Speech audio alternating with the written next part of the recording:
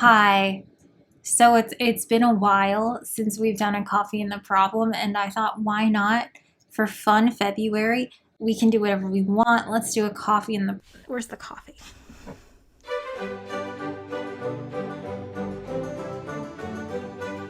We can do whatever we want. Let's do a coffee and the problem. And this specific problem was inspired by an ad read I saw a history channel guy do on YouTube. This is fun February. I just find it interesting. Product was called Blinkist. And in the ad read, the guy was like, yeah, you summarize books and then you have the summary of the book. And I was like, wait, surely that's not the product. Like what does having the summary of a book do for you? Why would you pay money for the summary of the book? Do you also get access to the book? So I go to the website and let's just go together. We'll take a little field trip.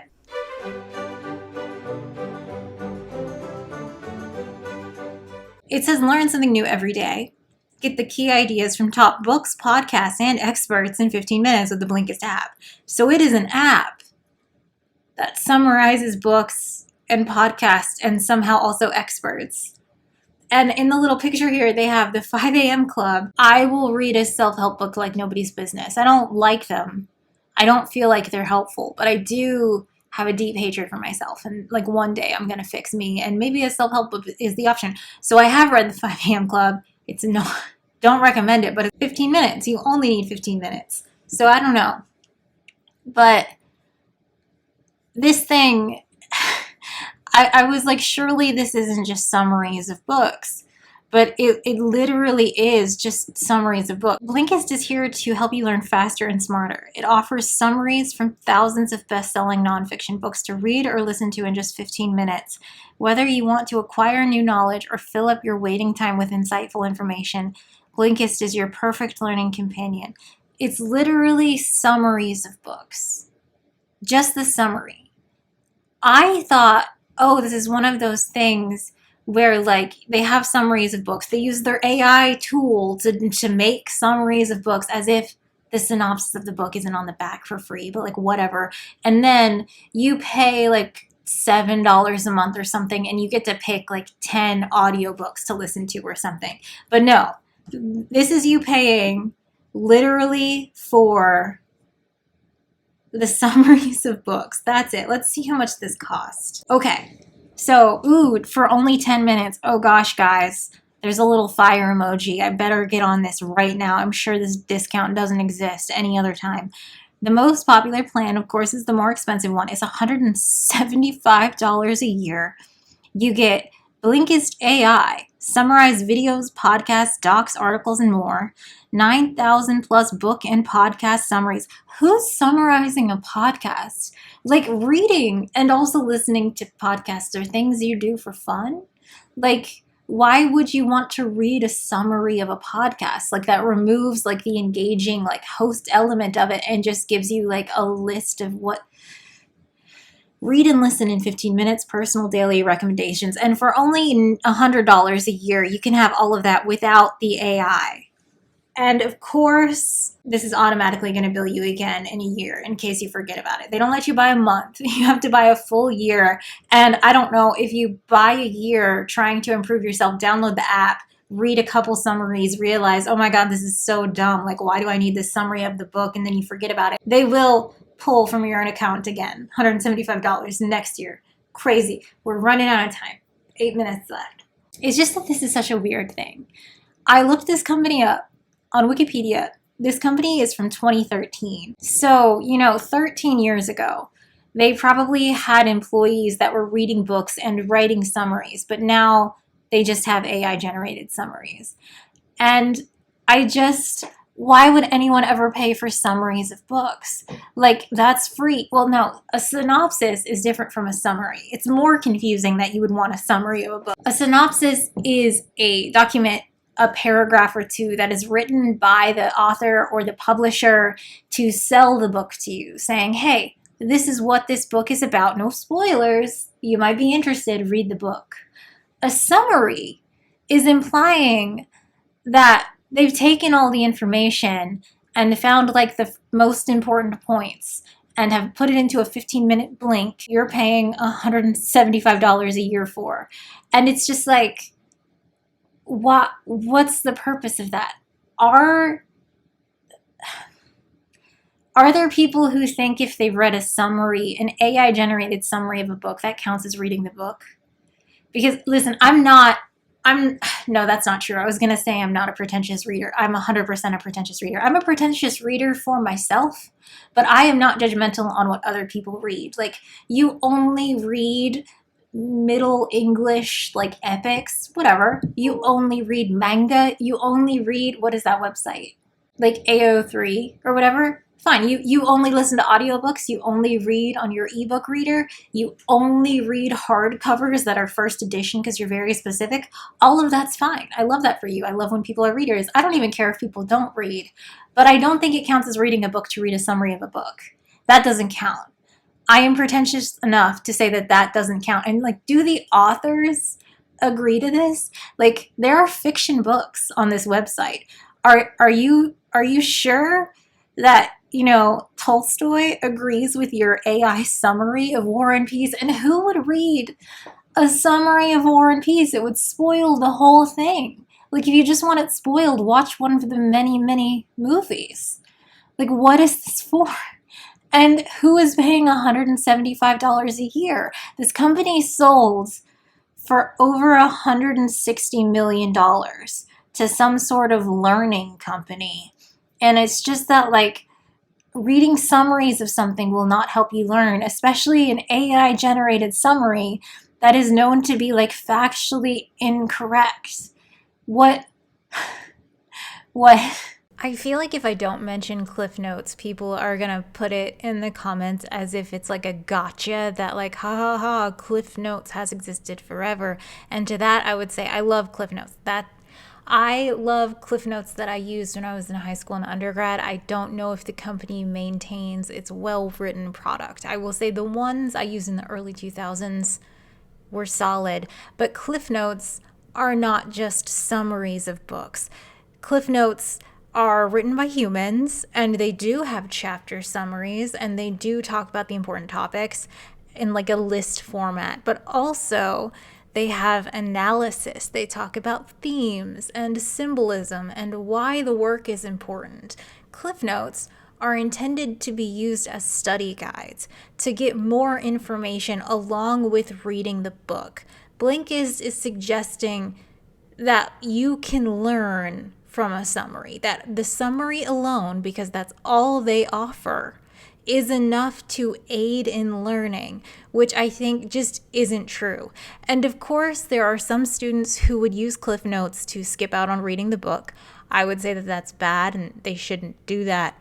And I'm sure people use something like Blinkist and its many, many, many, many competitors who have identical websites and identical products to skip out on doing their homework.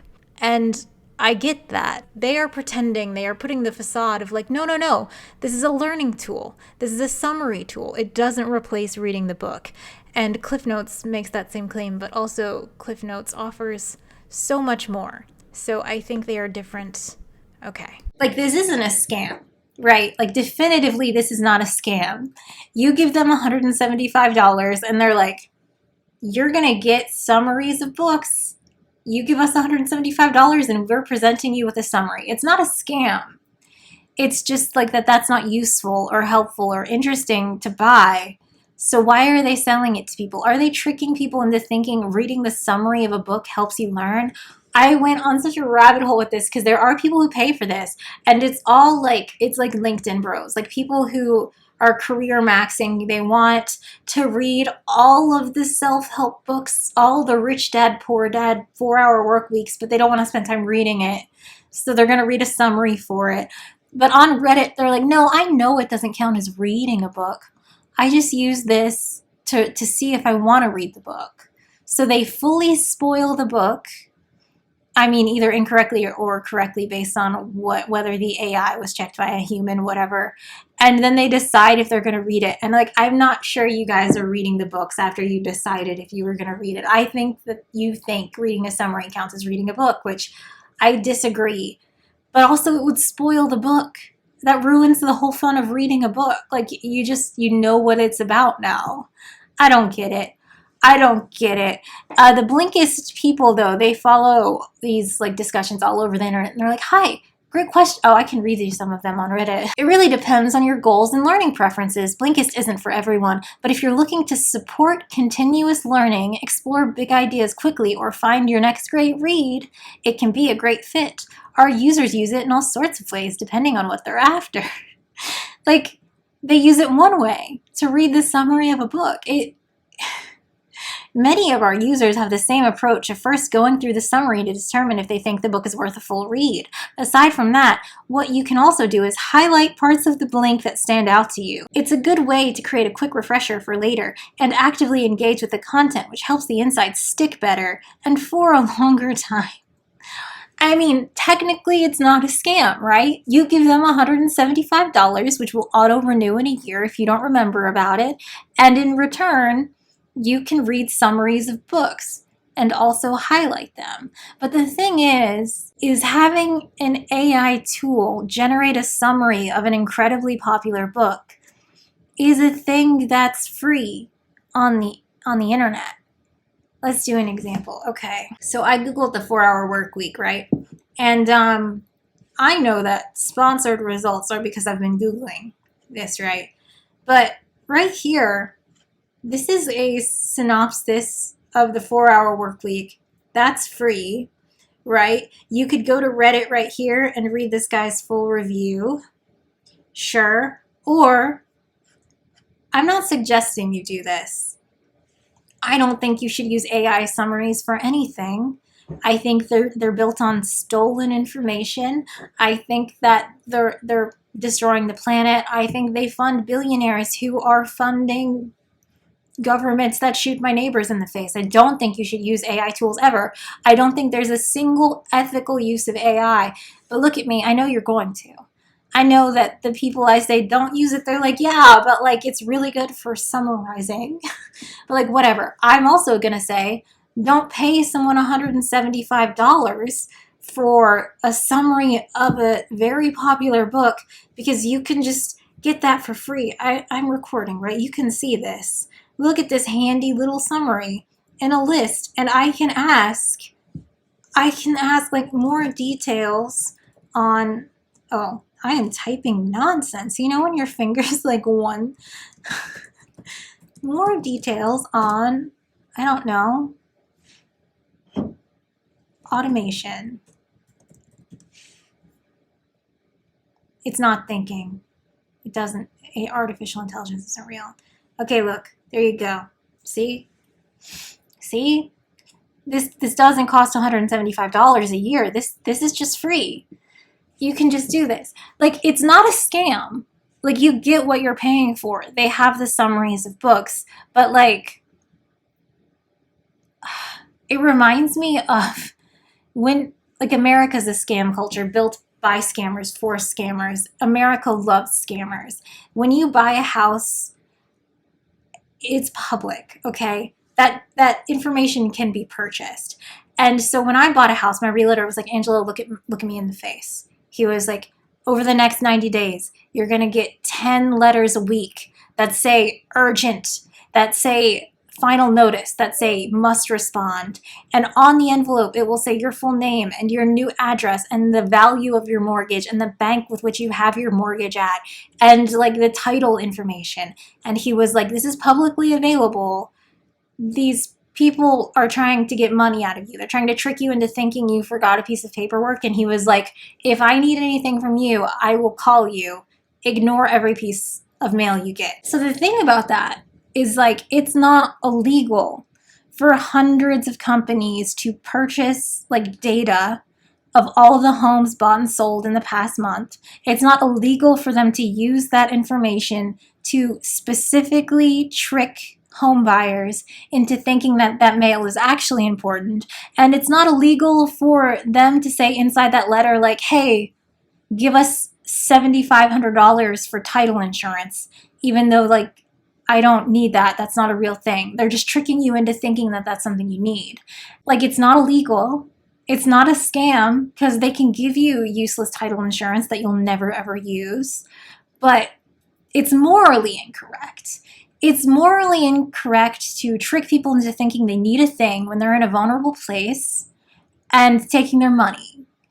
And this company, not a scam, not illegal, but morally incorrect to charge someone $175 a year to access a useless garbage thing, summaries, AI summaries of a book that is available for free on Google. Anyone with internet access could have this for free, and you're putting it behind a paywall and charging $175. Bad. Morally bad. It's not illegal. I feel like it should be illegal. I feel like everyone who's been paying $175 for this should, like, file some sort of class action lawsuit and get their money back. Because, like, I guess they wouldn't get their money. It's not illegal, but it should be. Like, anyway, America would never do that. They fucking love scammers. They're like, oh, you have a scam business? Well, if you get away with it, stupid people shouldn't fall for it then. It's crazy. But anyway, obviously, this is a coffee in the problem. Like, it's a scam. It's Fun February. I don't care. Let the scammers scam. It's not my business. What my business is this. When I see something like this, I get curious about how it generates money, about who the customers are. I am personally interested in the economics of businesses that don't make sense. And man, there are a lot of AI businesses that just don't make sense, and they all send me emails and want me to do like a sponsored YouTube video about their summary bots. And I'm just like, we don't need things summarized. That's wild. But of course, I also am just interested in this. So I click categories, I click science, and I find a summary of Introduction to Quantum Mechanics by David J. Griffiths. Thing about me, I have that book. Not only do I have this book, I have read this book cover to cover. I spent 18 months of my life reading this book. I have done every single problem in this book. So, like, I wonder what the summary has to offer us. So I'm recording this. I hope you can see it. This is the funniest thing I've ever read. They were saying this is a summary of this book, Introduction to Quantum Mechanics, which is a textbook. A textbook for, like, junior and undergrad level physics students. And they're going to give you the quick ideas in a 15-minute blink.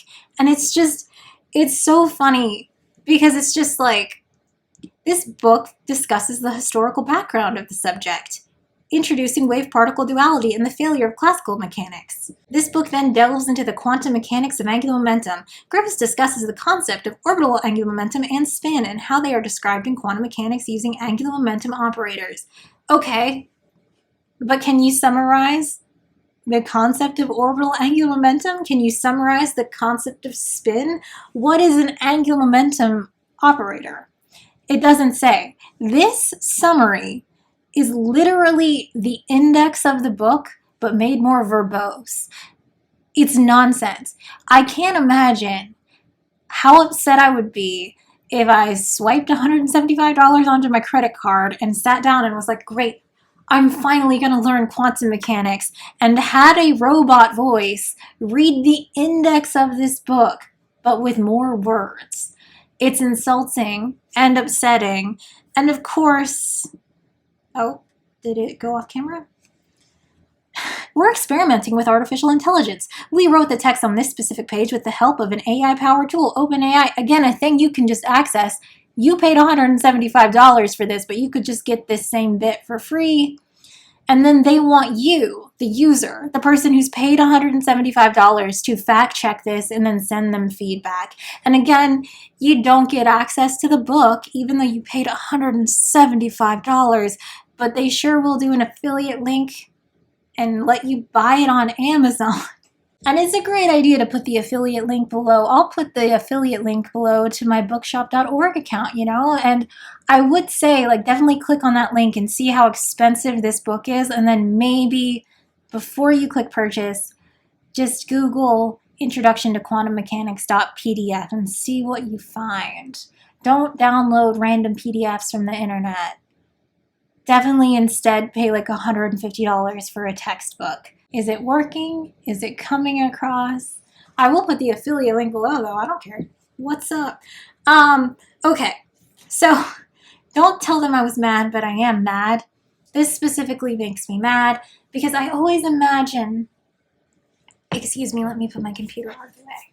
I always imagine someone wanting to better themselves, someone who is like, I want to learn quantum mechanics. Maybe they're out of college for a long time. Maybe their kids are finally in school full time, so they suddenly have time, and they're like, listen, the kids sleep in on the weekend while you work on your watercolor practice. I'm going to learn quantum mechanics. And I imagine this woman just sitting down and paying $175 for the learning tool, which will help her learn by having an AI summarize a book. Somehow those things make sense together because it costs $175. And she puts the headphones on and hears the nonsense I just read out loud to you and stops and doesn't go any farther because she tried and got nonsense. So what is she to do? That makes me really sad. I don't like when people put artificial barriers in front of someone who's just trying to learn. Someone just trying to learn shouldn't be, it's not fraud. It's not a scam. They give you summaries of books, but perhaps it should be considered some sort of something to charge someone $175 for a trash AI generated summary that you could also just get for free. Don't use AI summaries of anything. You can find a summary of this book on Wikipedia. You can find a summary of this book on, just Google a Reddit review of a course where they use this book. Tons of stuff on YouTube. I think I did a video reviewing physics textbooks, and I specifically also talked about this book. So now, move beyond that, and let's talk about this book. Because this book has a similar, no, not similar. I'm not going to be crazy. This book has an issue that's related, which is that this book is touted as the best one. If you're going to be learning quantum mechanics, people will recommend this book. And it could be because this book is incredibly accessible if you were to perhaps Google Introduction to Quantum Mechanics, David J. Griffiths.pdf. But I don't think it's the best one for learning quantum mechanics. I think on my Teach Yourself Physics video, I said this book is a great book to study quantum mechanics if you already know quantum mechanics. And I recommended Shankar, the red one, which is self-contained and has a whole chapter on math at the start. But let me show you the reason why. So you open this book and you're on part 1 theory, chapter 1, the wave function, section 1.1, the Schrodinger equation, 1 paragraph of text, and then this man puts the full Schrodinger equation in a box. And, okay, first of all, I hope Griffiths never watches my YouTube videos because I love him. I love his textbooks. He's written 3 that I have used heavily. I'm sure he has written more, and they are fantastic. Griffiths is fantastic at communicating physics, and I think his role in the field of physics, because these textbooks, why do I have a wooden chair? These textbooks are these standard books. These are the textbooks everyone in most of the world will use for their learning E&M and quantum mechanics. Every single physicist working today has probably worked through at least one of his textbooks. He has an uncountable importance in physics and physics education, and I think he's great. However, my issue with this book specifically is you can't, this is an introduction. This is for someone who has never done quantum mechanics. You can't put the Schrodinger equation on the first page. And I know why he did this. This is, like I said, this book is great if you already know quantum mechanics. It's like an aperitif. He doesn't really introduce the Schrodinger equation. He's just like, imagine you have a particle and you want to study its motion. You could use Newton mechanics, but seemingly that fails. Enter the Schrodinger equation. It's like an aperitif. It's like a tasty bite for the people who know what's about to happen. But if you are that woman that we imagined earlier, that has been out of college a long time, she finally has time to herself. She sits down to study something she's always been interested in. She opens the page, she reads the paragraph, and it's the fucking Schrodinger equation. Like, what is H bar? What is psi? Have you even talked about differential equations yet? Like, this is not a good first look. Introductions are important. And I think that this is scary. And a lot of people have math anxiety. So if they were to open this and maybe they read and understand the text, they get here and like, what does this mean? What is the potential? What is psi? Why? What's H bar? You know, how you get it? This is enough, I think, to scare away a lot of people. And the thing is, the math of quantum mechanics isn't that crazy, at least at this level, and I feel like it's going to scare people off. And it makes me a little sad that this is the most accessible book when it's not my favorite. So, for today's Coffee and the Problem, I thought we could all get over our math anxiety and do problem 1.1 from Griffiths, the very first problem in Introduction to Quantum Mechanics, so that when you sit down to read this book and teach yourself quantum mechanics, you might want to use Shankar, but it's fine if you use this because, again, it's accessible. In my link below, definitely don't just download random PDFs from the internet.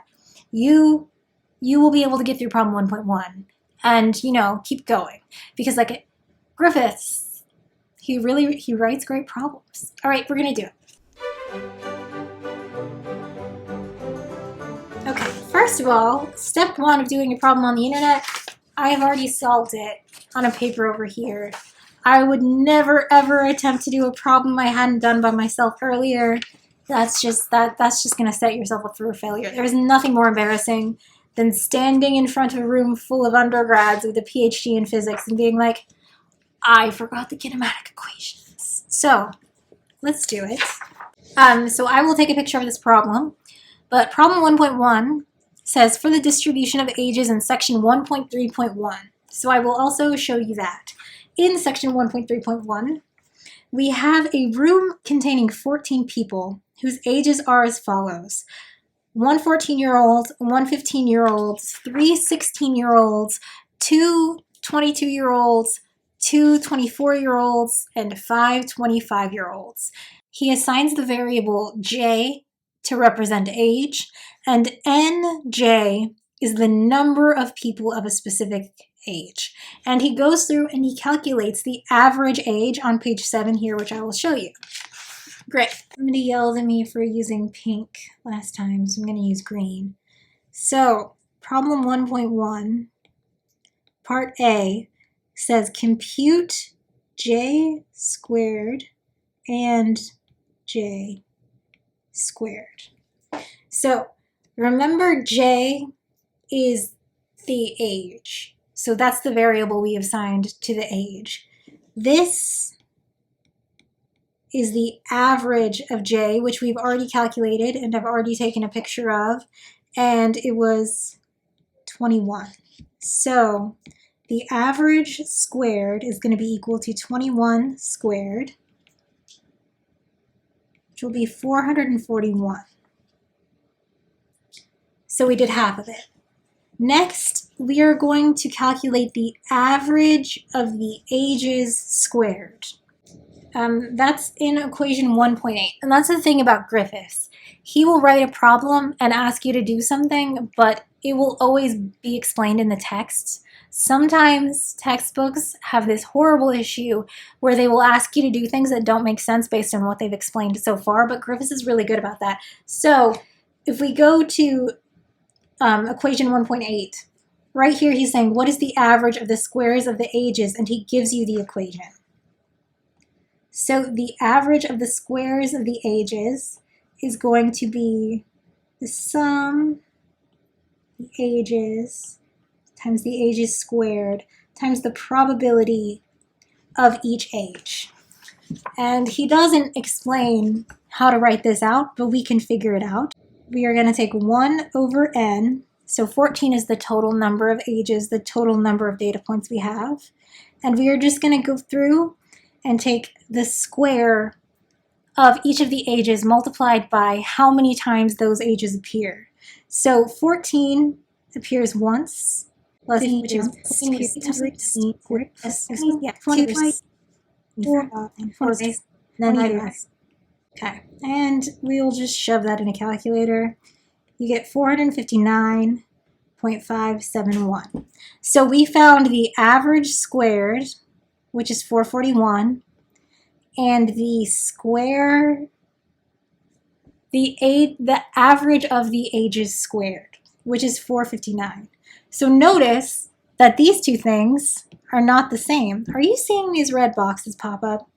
I don't know why they're doing that. Let's ignore it. There we go. So notice that these two things do not give you the same answer.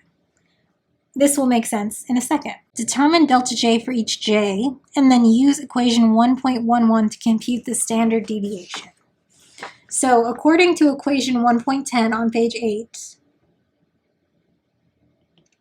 we know that delta J is going to be the age minus the mean age, which is calculated in the book as 21.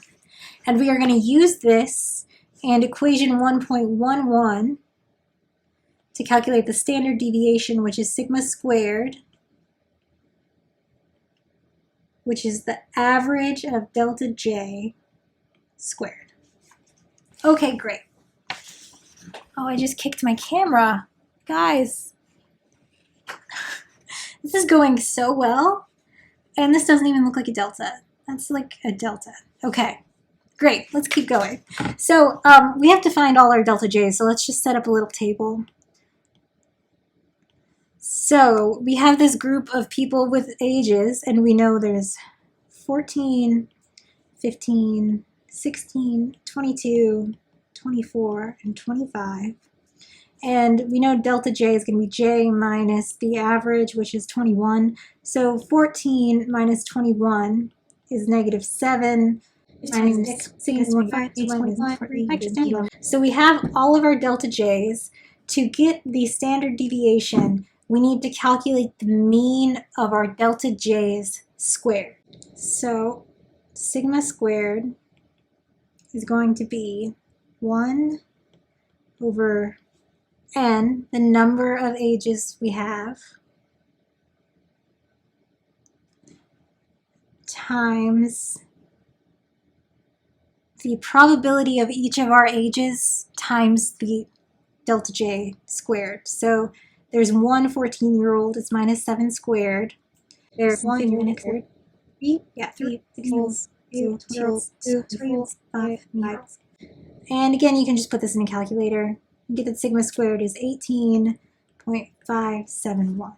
And you can see why it's become important to take the average of something squared, because when you have a negative number, you want to get rid of that sign sometimes. So that's what we're doing here. So sigma is just going to be the square root of this, right? So it's going to be 4.309. This is the standard deviation in our ages. Now, that's part B. We're done with part B. Should we go ahead and do C, or should I talk about this first?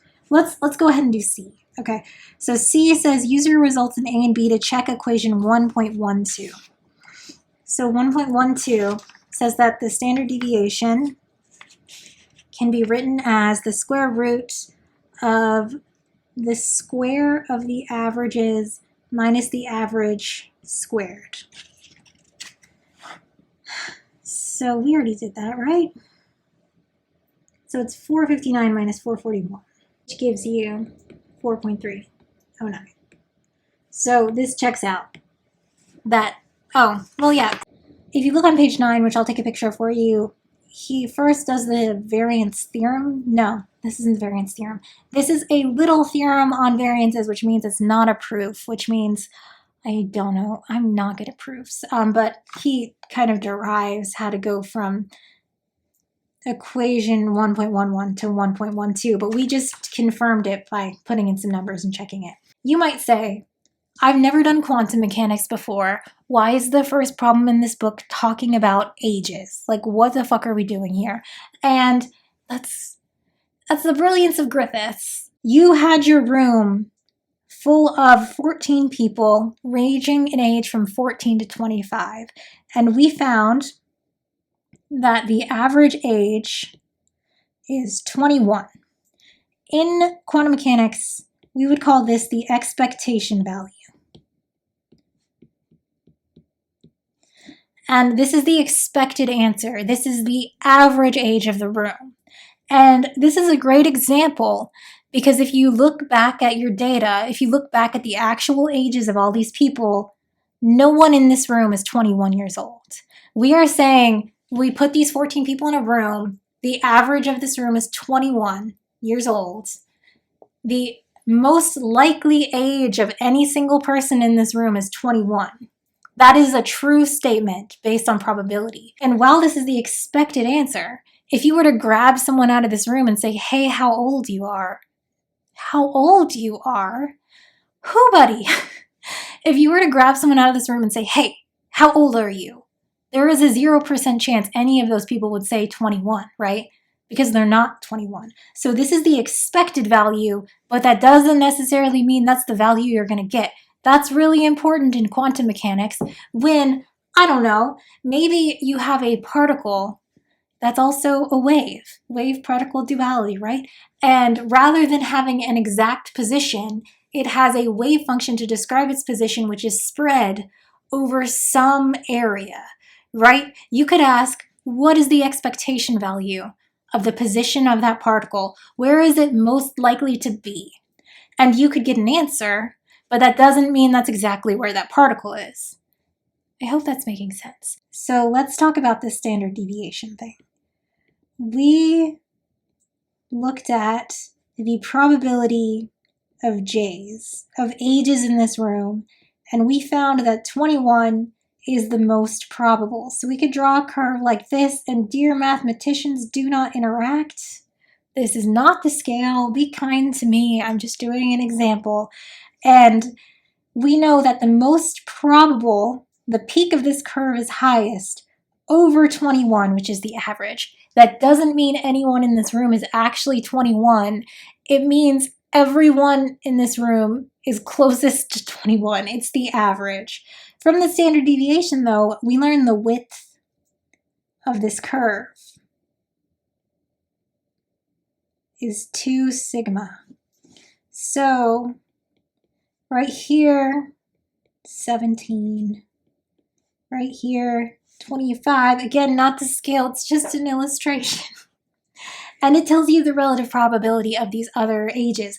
The standard deviation tells you how wide the spread is inside your data from the average. Okay, so again, imagine you're doing quantum mechanics and you have some particle and it's right there. But like not really, it's fuzzy, it's spread out over some distance. You could write the probability of the position of your particle.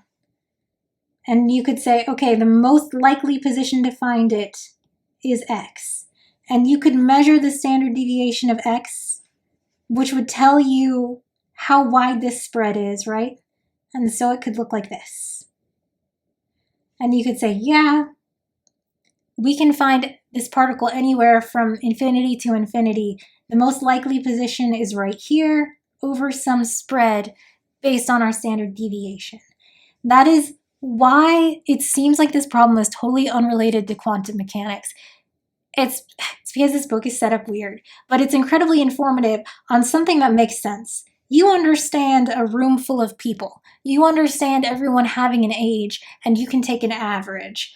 And so you can do this math on something that makes sense, and then later when you start doing it with particles, you you'll already have a handle on the math. That's why this is here. This math looks very scary, I feel like, but once you kind of just, again, Griffiths is amazing. Once you kind of read through the section and you see that everything's laid out for you, you can just start attacking the problems. But let's talk one more thing about quantum mechanics. Something you might know about quantum mechanics is like from one of those jokes. Like there's a joke where like Heisenberg gets pulled over and the cop is like, do you know how fast you were going? And he was like, no, but I know exactly where I am. You've heard of this, right? That's because in quantum mechanics, you have something called the Heisenberg uncertainty principle, where if you know something like the position exactly, it makes you less able to nail down its velocity. So if we're looking at some electron and I draw its little expectation value of position, and I'm like, oh, I know exactly where this is. It's got a really small standard deviation. I know exactly where that is. If I was to look at that same particle, and instead of looking at its expectation value of position, I looked at its expectation value of momentum or velocity. It's they're equivalent in this example.